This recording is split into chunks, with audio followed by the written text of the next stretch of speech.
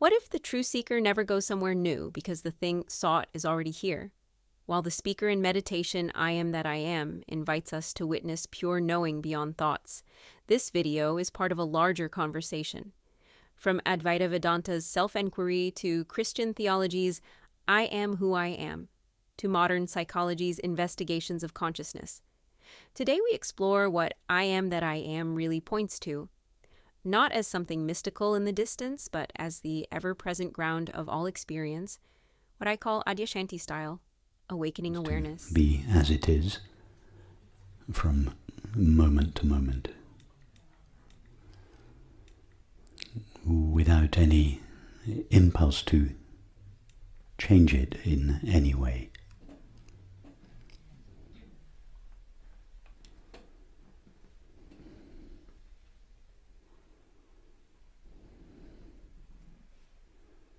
In particular, if there are thoughts, don't try to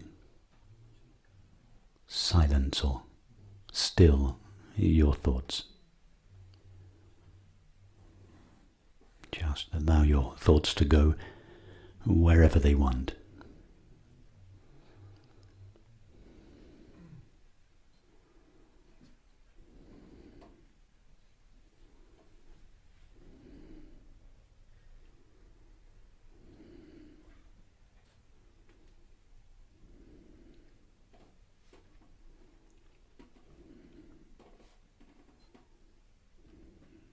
This suggestion might conflict with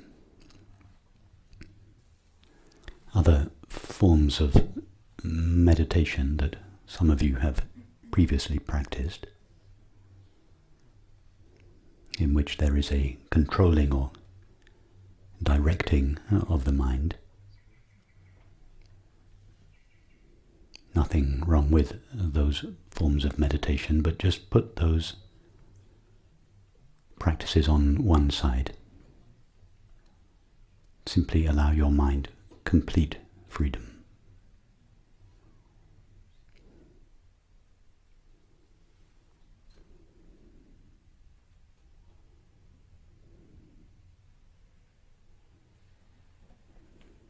Likewise, if there are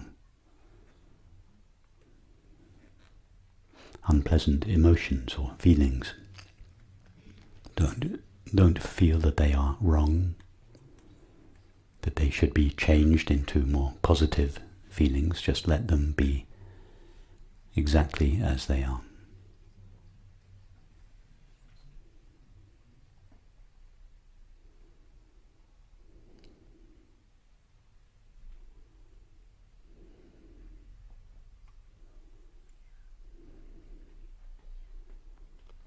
Having said that, if you are physically uncomfortable or in pain, then it is perfectly natural and legitimate to ease the discomfort of the pain. So feel free to move and make yourself as comfortable as possible.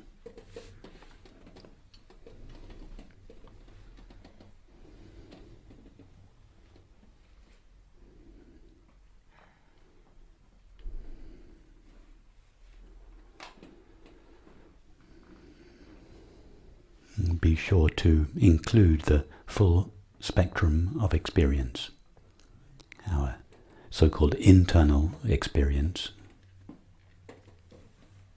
thoughts, images, feelings, memories,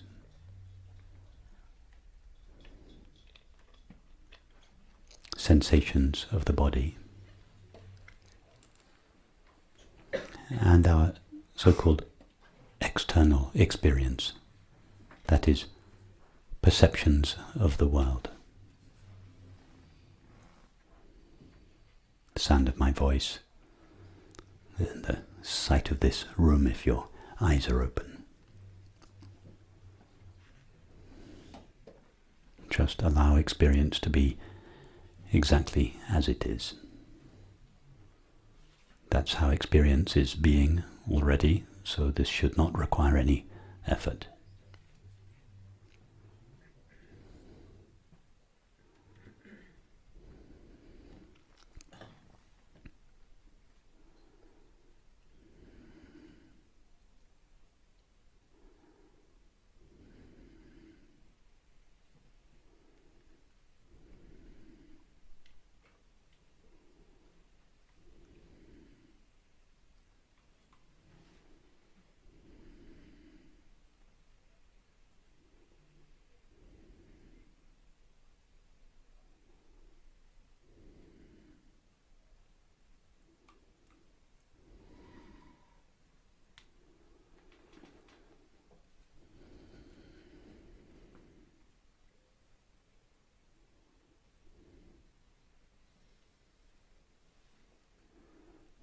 notice that all experience is known.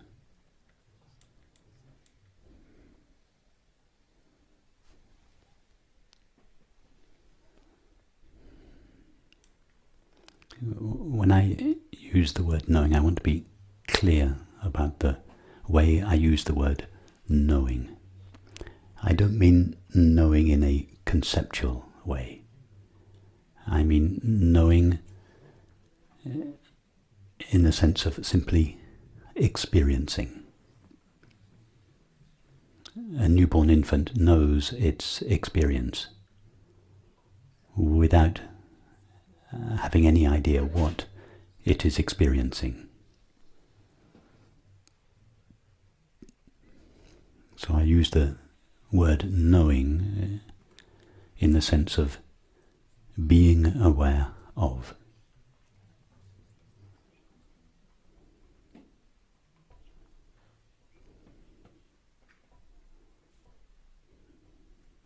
We may not know exactly what we are experiencing, but whatever we are experiencing, we are knowing it, we are aware of it.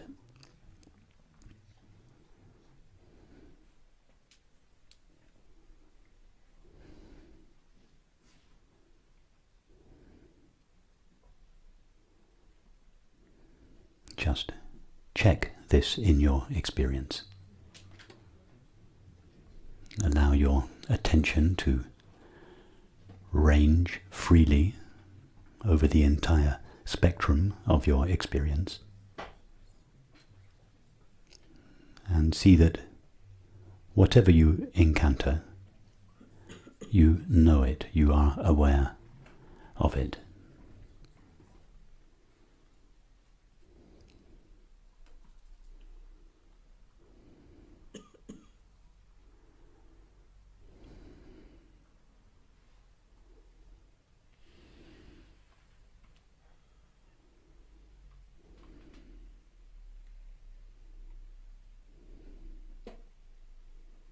If you are having thoughts, those thoughts are known.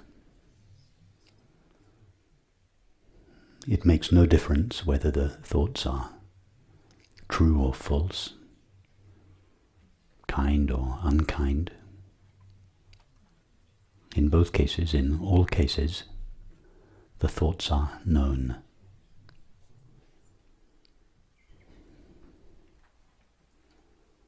If feelings are present, it makes no difference whether those feelings or emotions are pleasant or unpleasant.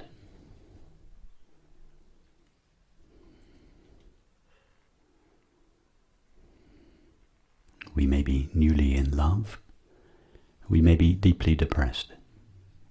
In both cases, we are aware of those feelings.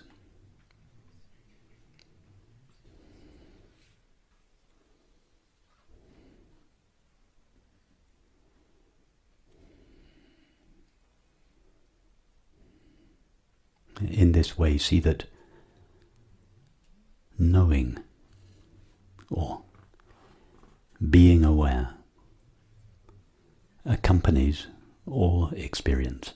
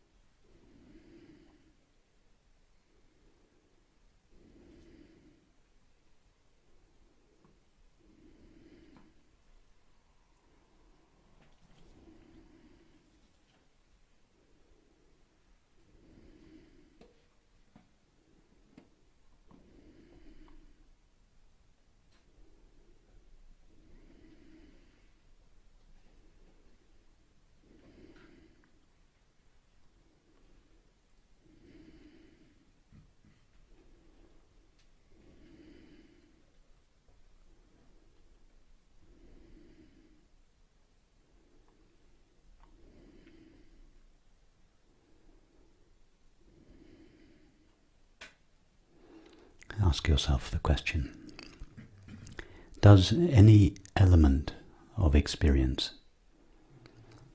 other than pure knowing or being aware, remain consistently present throughout all experience?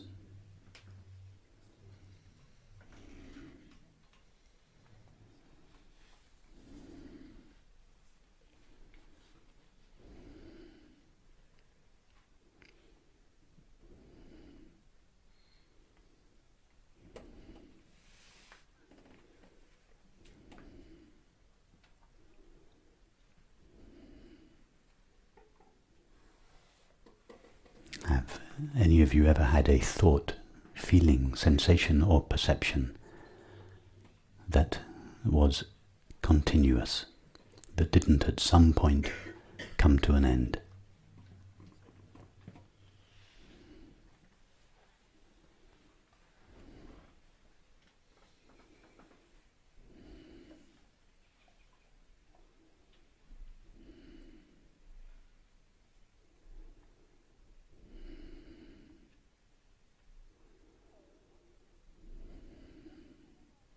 See in this way that the objects of experience are continuously appearing and vanishing. When I speak of the objects of experience, I don't just mean physical objects. I mean any experience that has some objective quality or feature to it, such as a thought, an image, a feeling, a sensation, a sight, a sound, a taste, texture, or smell. All of these I refer to collectively as objects, or the objects of experience.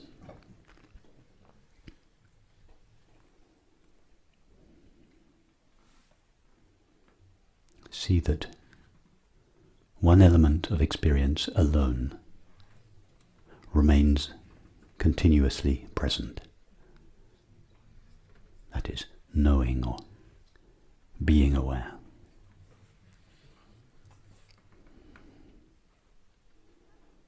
As such, knowing or being aware is the continuous, or more accurately, ever-present background of all changing experience.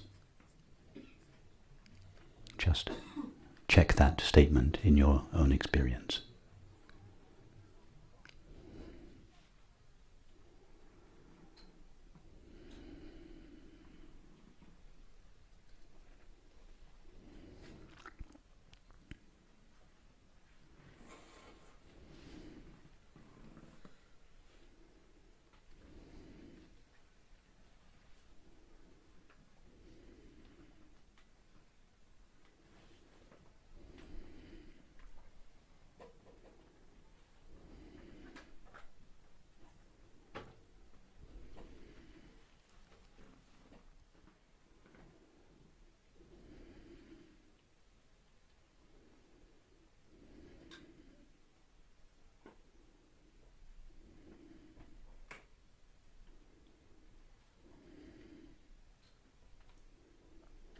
Sometimes I refer to the experience of being aware.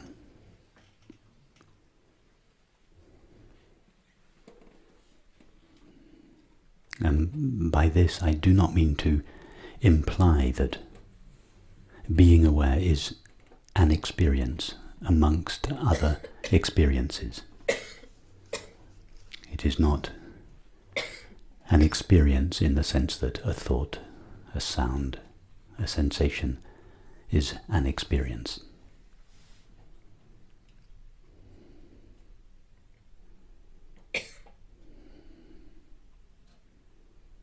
We could call it a non-objective experience, the only element of experience that doesn't have any objective qualities to it.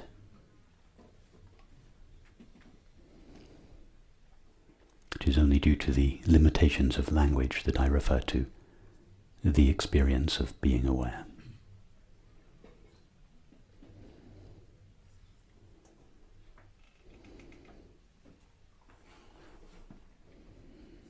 But the reason I refer to the experience of being aware is that being aware is our experience.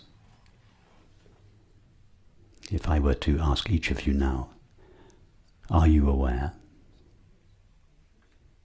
You would all pause, and I hope you would say yes. In that pause, you, as it were, go to the experience of being aware. In other words, you cease being aware of your thoughts, feelings, sensations, and perceptions, and you become aware of being aware. You experience being aware.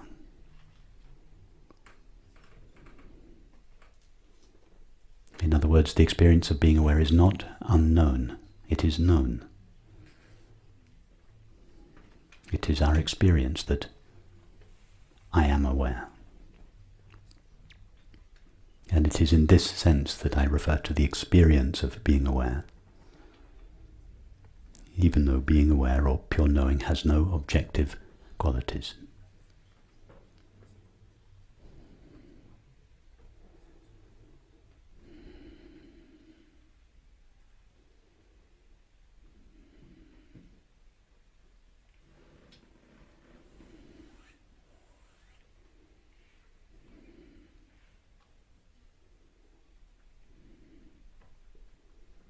The more common name in spiritual circles for pure knowing or being aware is awareness or consciousness. First of all, I use these two words, awareness and consciousness, synonymously. Some expressions of non-duality make a distinction between these two words. But in our meetings, these two words will refer to exactly the same non-objective experience.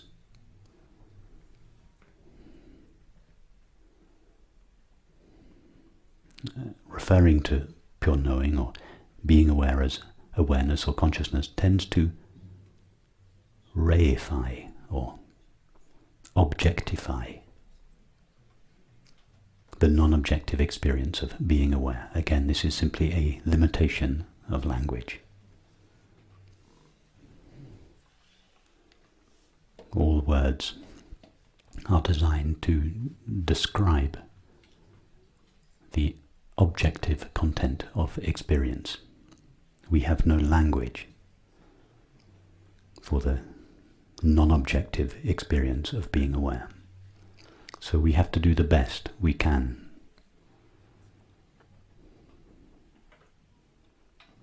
With words that were not designed to refer to the experience of being aware. So please, when I use the word awareness or consciousness, don't allow yourself to objectify the experience of being aware. Make sure that these words don't refer to some abstract experience that some people have and others don't, that sometimes you know and sometimes you don't. Make sure that it always relates to the simple, obvious, intimate, direct experience of simply being aware.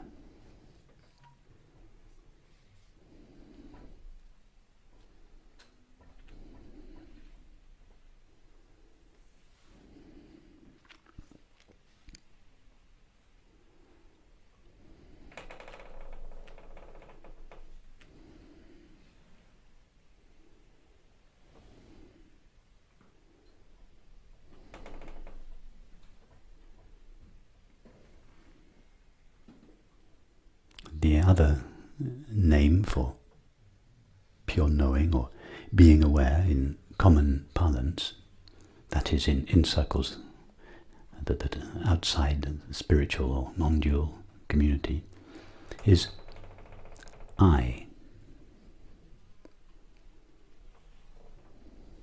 I is the word that everybody uses to denote that which knows or is aware of their experience. Everybody says, I know my thoughts. I am aware of my feelings. I perceive the world. As such, I is the common name that we give to pure knowing or being aware. When I say pure knowing, I mean knowing that has no objective content, no objective qualities to it. Just empty knowing.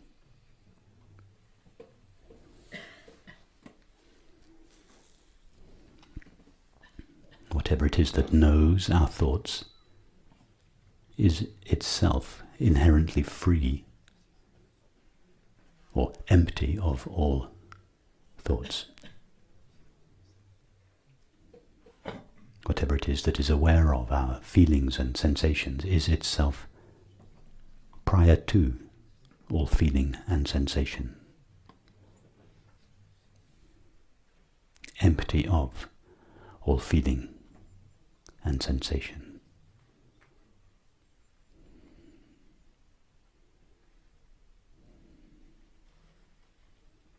Whatever it is that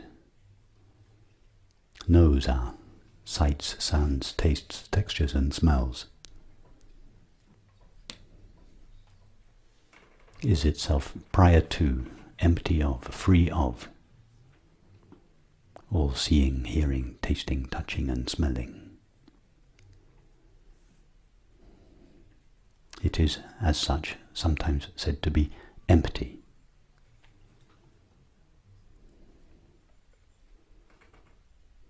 Empty in this context just means empty of objects, empty of objective content. It doesn't mean a blank, empty nothing or a void. It is full of pure knowing, full of awareness, but empty of objects.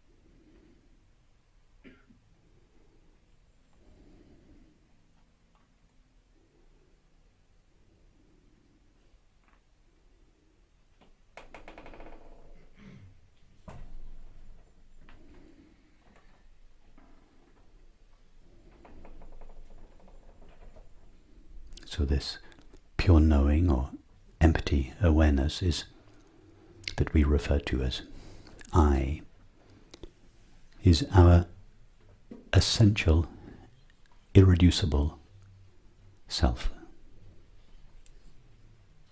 When I say our essential self, I refer to that element of our self that cannot be removed from us, that is always with us. No thought, image, feeling, perception, activity, or relationship remains continuously with us.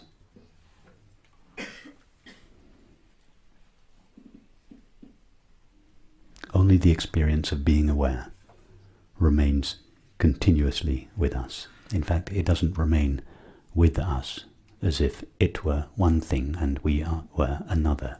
It is what we essentially are.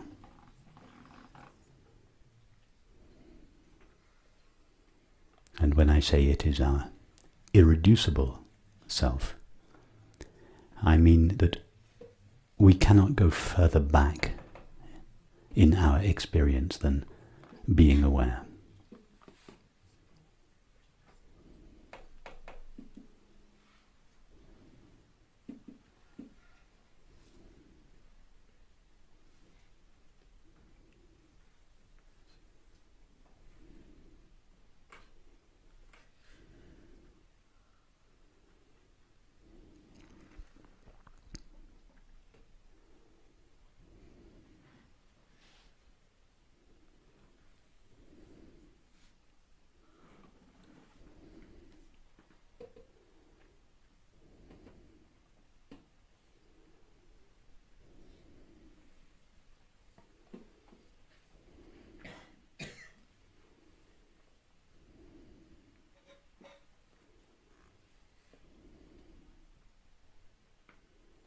Now, everybody, not just those relatively few of us that are interested in non-duality, but all 7 billion of us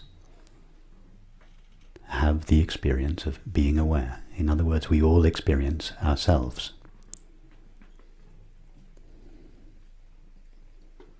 But not everybody experiences themselves clearly, as they actually and essentially are.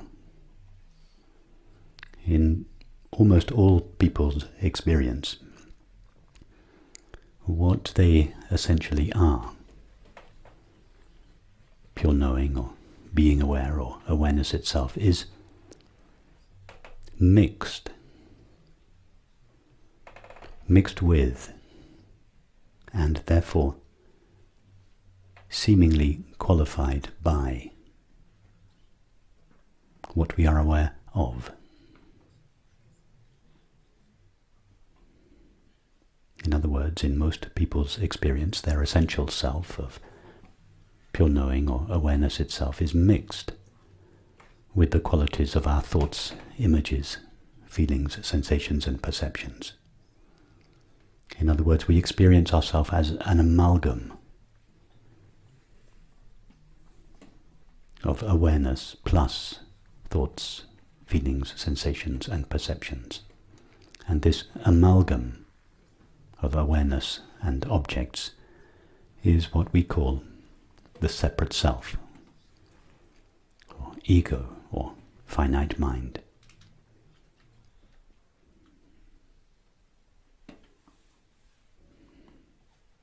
That is why when we ask most people, who are you, or what are you, they will say, well, I'm a man or a woman, I have such an age, a particular nationality, I live here, this is my profession, etc.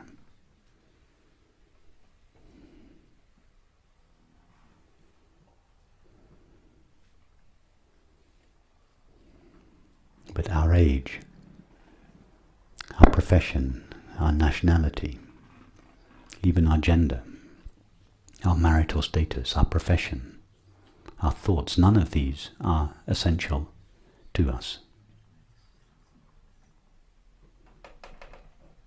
Only one element of experience is essential to us. And therefore only one element of experience qualifies for the name I.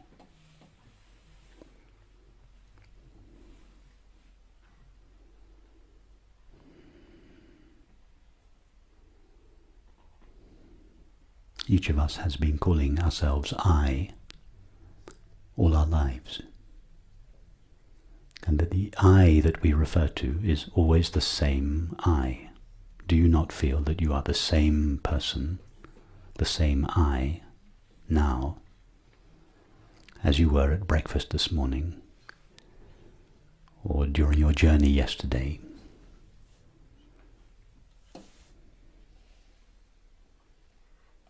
Do you not feel that the person or self or I that you are now is the same self that you were last year or 10 years ago or 40, 50, 60 years ago. In other words, the name I refers to that which we continuously are, that which remains ever present in our experience. Well, the only element of experience that remains continuously present is being aware. And being aware is always the same experience.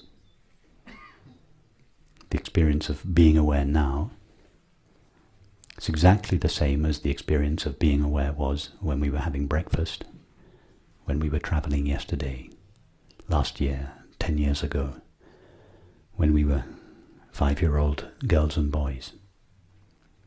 The experience of being aware is always the same experience. Nothing ever happens to it.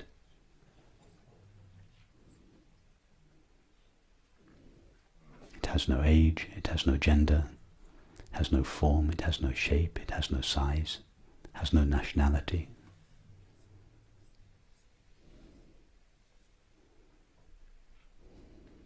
It is not qualified by any particular thought or feeling.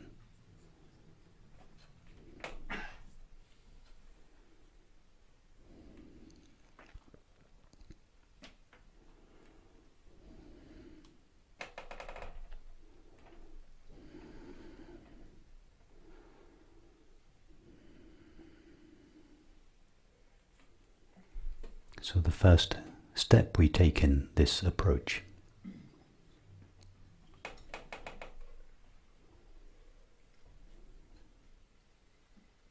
is to extricate what we essentially are from everything that is superfluous to us, until we arrive at our essential, irreducible essence.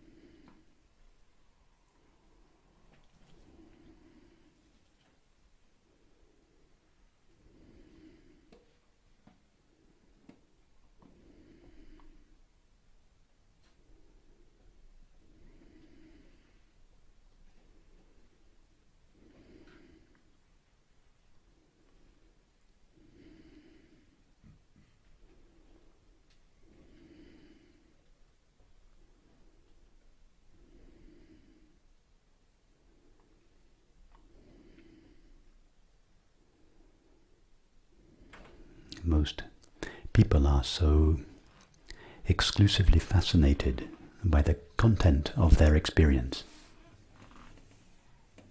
their thoughts, memories, feelings, activities, relationships, perceptions, that they overlook or ignore the experience of being aware. And this ignoring of the experience of being aware is what is referred to in the Vedantic tradition as ignorance. Ignorance, in this sense, doesn't mean stupidity, as it does in common parlance. It just means the ignoring or overlooking of ourself, the forgetting of ourself.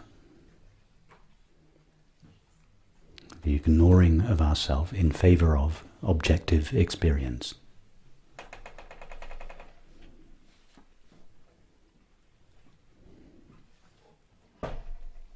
In the Western tradition it is called, this ignoring or forgetting of ourself is called the fall, or it's what's referred to by the word sin.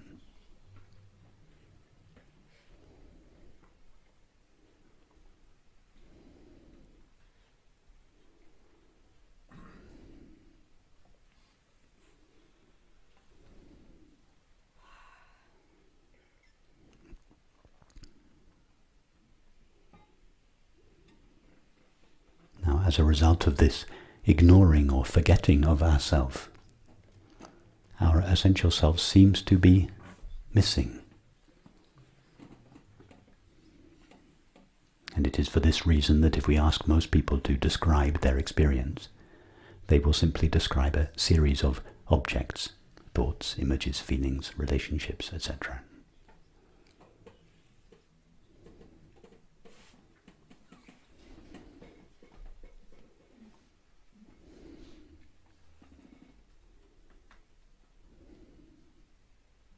But most people who describe their experience in this way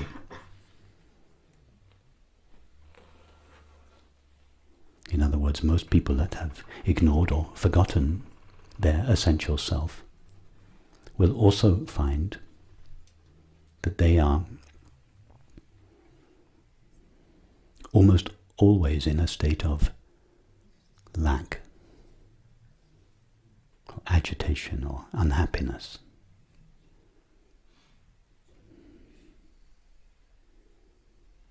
And as a result of this sense of lack or agitation, they venture out into the realm of objects, seeking to unite with an object, substance, person, activity, in order to ease the pain of this sense of lack.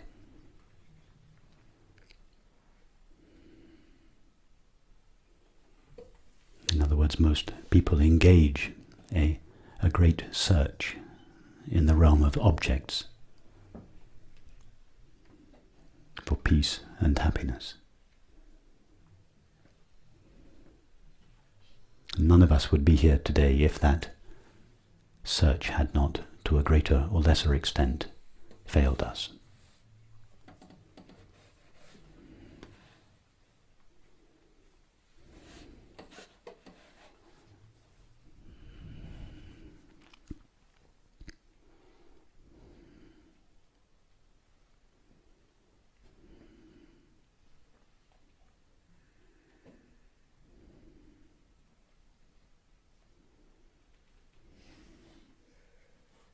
The great secret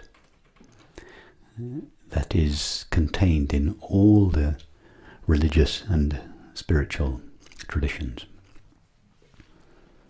is the understanding that the peace and happiness for which all people long can never be delivered via objective experience and can only be found in the essence of ourselves, can only be found in the depths of ourselves.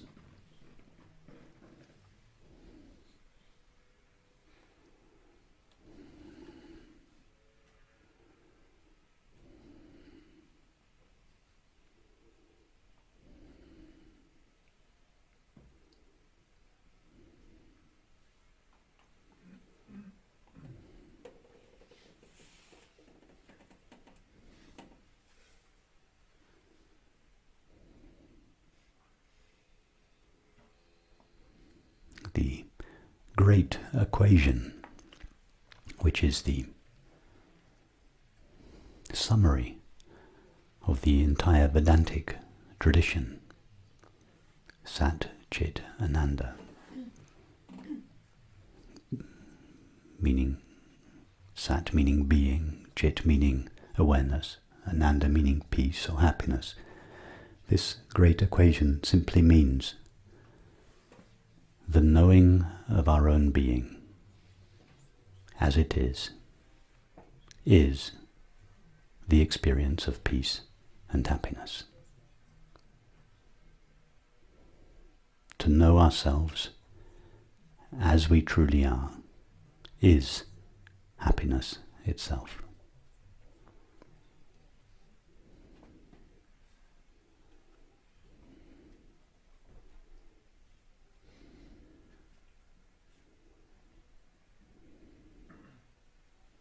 So when most people hear this, they join a spiritual organization, or they attach themselves to a guru, or they learn some meditative technique and they embark on another great search. The search for themselves. The search for what they now conceive to be enlightenment. Enlightenment in this context is understood to be the ultimate experience.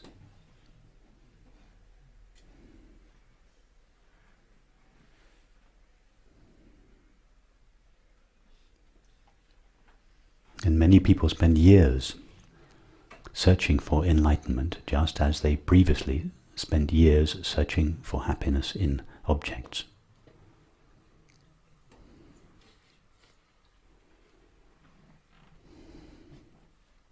But sooner or later, even that search frustrates them.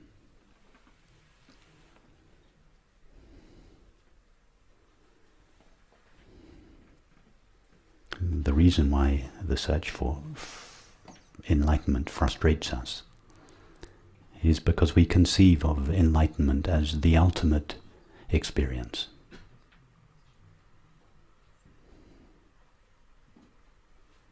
The ultimate experience that we might one day attain if we practice hard enough and long enough, that will finally deliver the happiness that we failed to find in objective experience.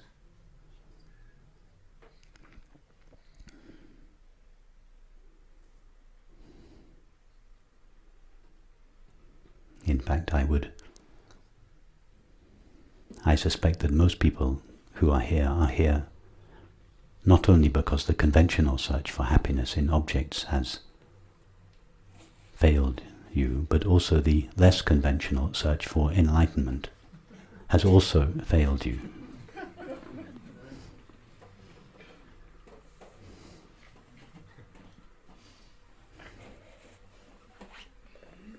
Enlightenment is not an experience.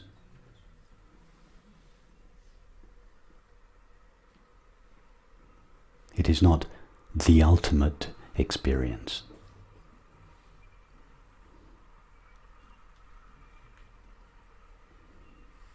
Enlightenment is simply the recognition of ourselves, not as we might be if we practice hard enough and long enough, but as we are now, if we see ourselves clearly.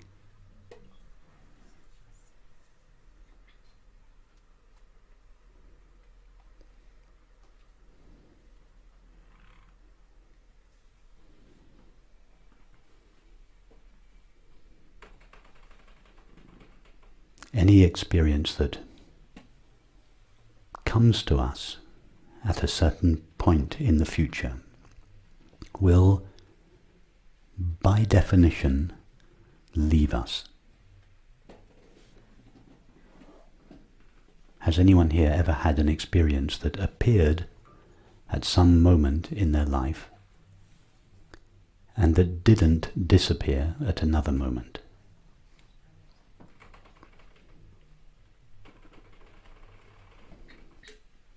If you are seeking enlightenment in some future experience, you are destined for misery.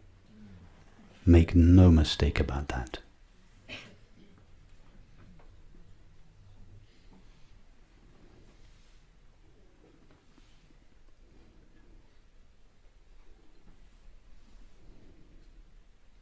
If you are seeking enlightenment in some element of experience that is not present now, you will be forever disappointed.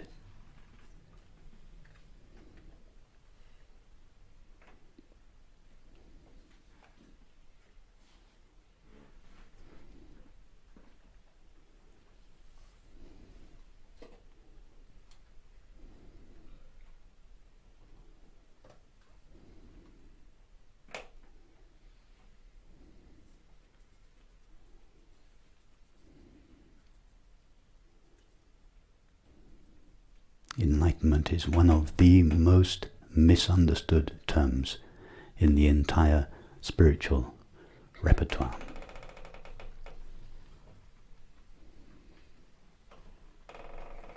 Enlightenment is simply the recognition of ourselves as we truly are now,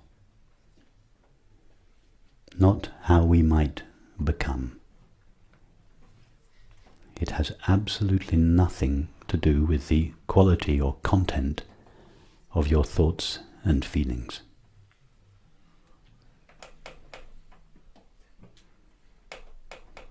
Changing your thoughts and feelings from negative to positive won't take you any closer to enlightenment. In other words, it won't take you any closer to what you essentially are.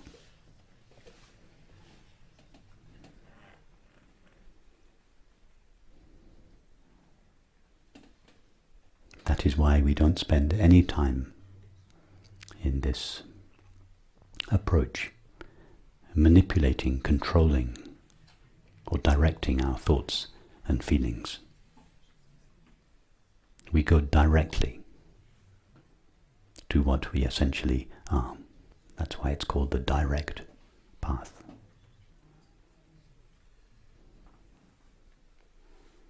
Now, when I say we go directly to what we essentially are, I don't mean to imply that we are one thing and what we essentially are is another, as we might go directly from here to the dining room, relatively speaking.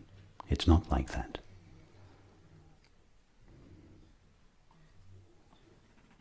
If I were to ask each of you now, stand up and take a step towards yourself, what would you do?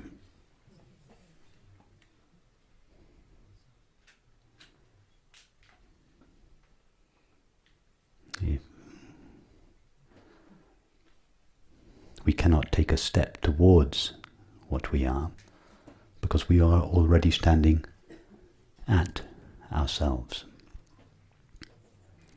And if I were to ask you stand up and take a step away from yourself, in which direction would you go?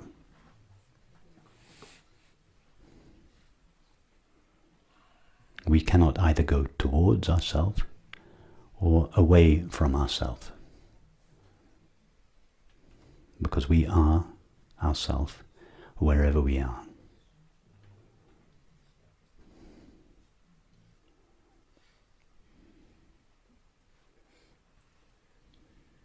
The common name for the place at which our self stands is here.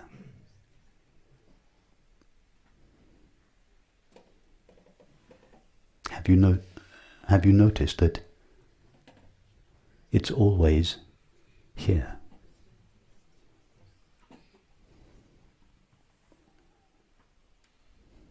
Here is the name we give to that place. It is in fact a placeless place where we always stand, not where we, the body, is located in space, but the place where I always am. The place where I, awareness, always am. We cannot go towards that place because we have never left that place. We cannot go towards ourselves because we have never ceased to be anything apart from ourselves. Only we have allowed ourselves to become mixed with thoughts, feelings, activities, relationships, etc.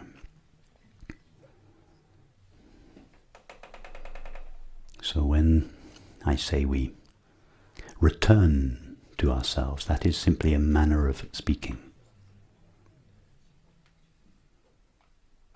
We don't return to ourselves. We, awareness, cannot return to ourselves because we, awareness, always are ourself. So the phrase the return to ourself, or the sinking of the mind into the heart of awareness, is said as a concession to one who believes, and more importantly feels, that they have left themselves or forgotten themselves. In other words, it is said to one who is unhappy.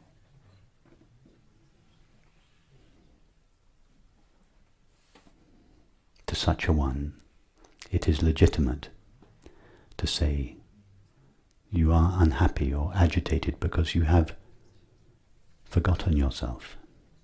You do not see yourself clearly. Return to who you essentially are. Be knowingly what you always and inherently are. And as a result of this suggestion, such a person seems to embark on a journey.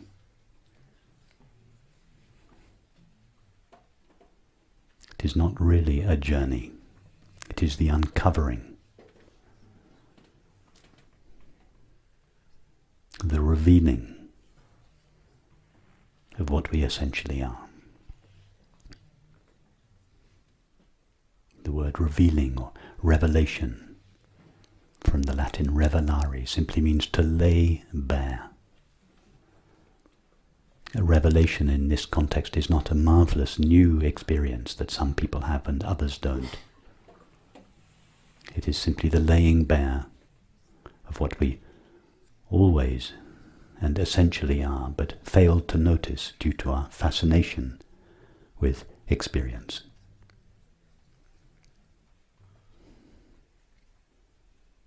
Ramana Maharshi, Jesus, the Buddha were not extraordinary people. They were people just like you and I, just regular people like you and I.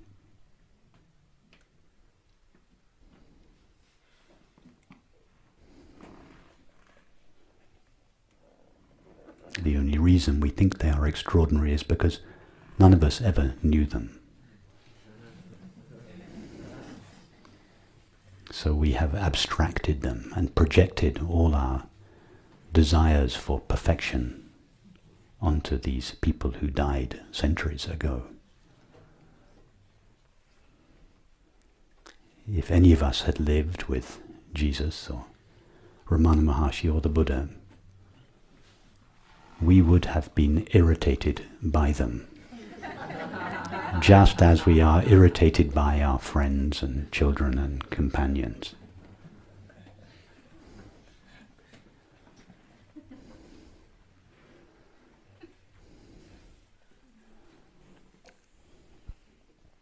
Of course, all those stories of irritation are edited out of the stories that we hear about these people.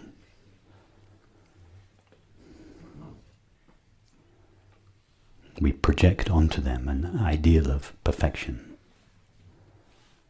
Enlightenment has nothing to do with perfection. It is the recognition of our essential being in the midst of all our imperfect experience.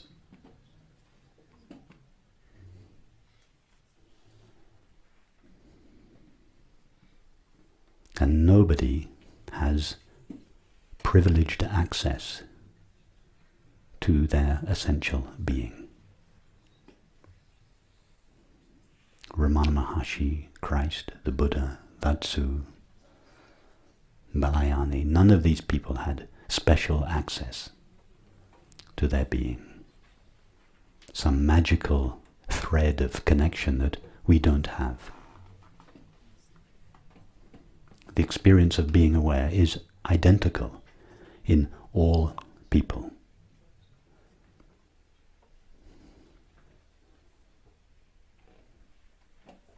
The experience of being aware in Hitler was identical to the experience of being aware in Ramana Maharshi. Their thoughts and feelings, and as a result their subsequent activities and relationships, were very different. but their essential self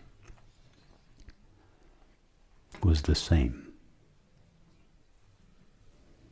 In one case, that essential self was not obscured by thoughts and feelings, and in the other case, it was. That's the only difference. And as a result, their activities and relationships were different.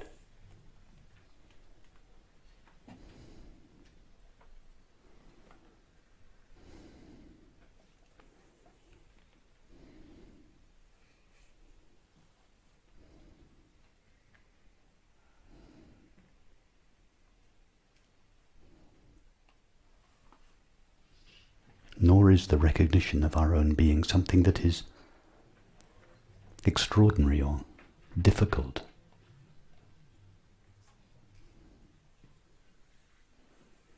Everybody has the experience, I am.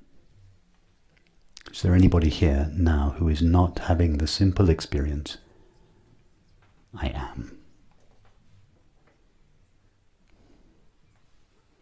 And if we were to ask this question to any of the 7 billion of us, outside non-dual or spiritual circles, as long as they understood the question, would not all those people answer yes to the question, are you present? Are you aware? Would they not all answer yes, I am?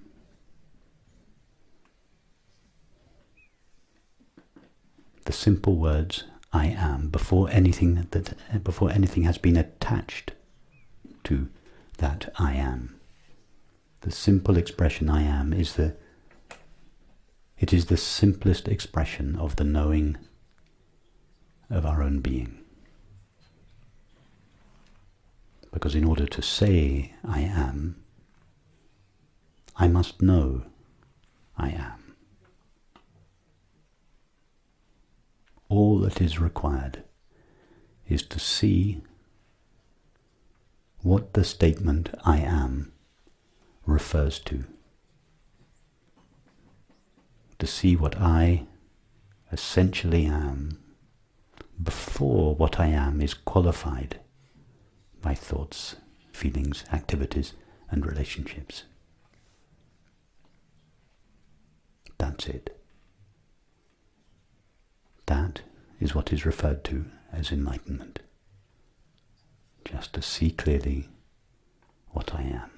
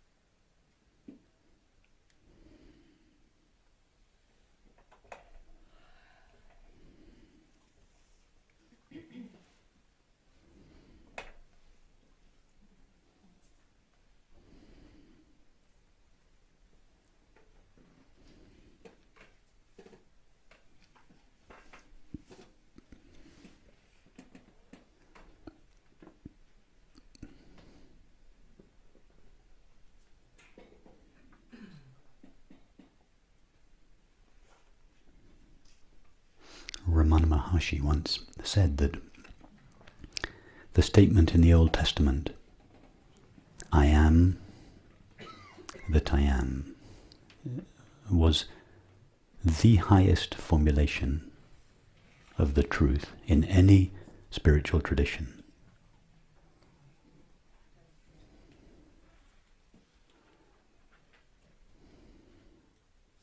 I am simply the knowledge I am, before anything has been added to that I am. In other words, before anything has been added to my essential self-aware being. That is what I am.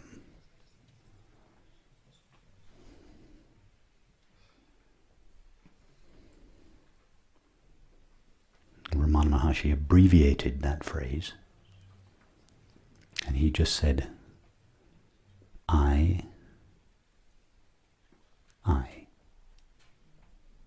by which he meant, I am only I.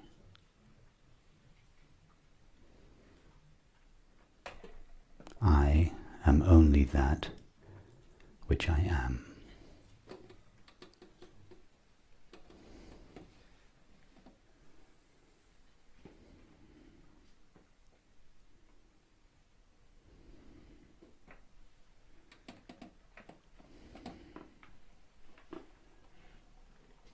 And that is why the name I, in this tradition, this approach, is considered to be the sacred name, the holy name, God's Christian name.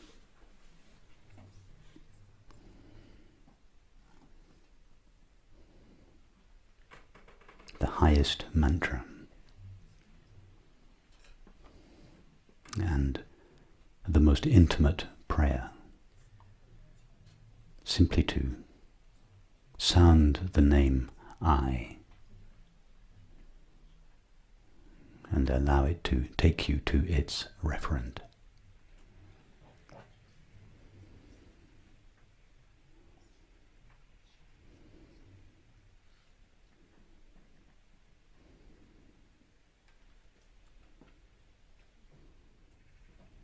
So we're left with the core paradox, that the self you long for isn't something to become, but what you already are. As the Upanishads state, Tattvam Asi, thou art that. And the Lankavatara Sutra likewise warns that all phenomena are appearances in consciousness. Here's a practical challenge. For the next hour, whenever you notice a thought or emotion, pause and ask, who is aware of this now? Keep returning to the awareness itself, not the contents. And when the mind reaches for an answer, pause. The space before thought. That's what I am that I am has been pointing to all along.